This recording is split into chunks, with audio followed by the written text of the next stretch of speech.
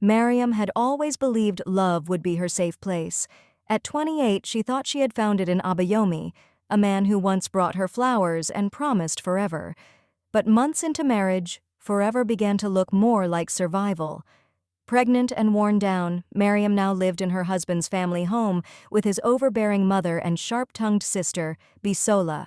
What should have been a season of rest and care became a daily struggle.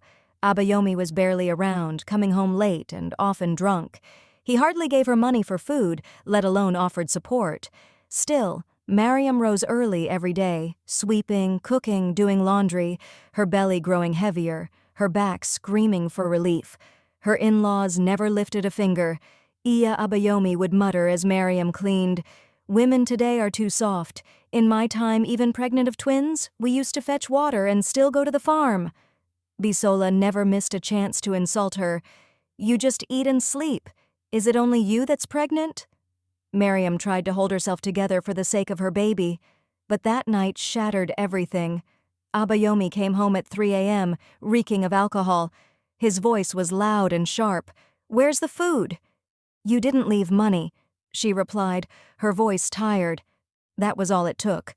"You're useless," he shouted. "You think carrying a child makes you special? Get out of my house." He flung her bag outside and pointed to the door. Mariam stood still, heart pounding. She looked down at her belly, tears falling, and picked her bag. Then once outside, she called the person that loved like her own daughter. "Aunt Rebecca." "Auntie, he threw me out," she whispered, voice trembling. Her Aunt Rebecca was calm. "Wait at the gate. I'm sending Femi." Within 30 minutes, her cousin Femi pulled up. He didn't ask questions, just helped her into the car, wrapped her in a warm jacket. As he sat in the car, he looked at Abayomi's house and angrily, "This man does not deserve you," and he drove her away from that house of pain.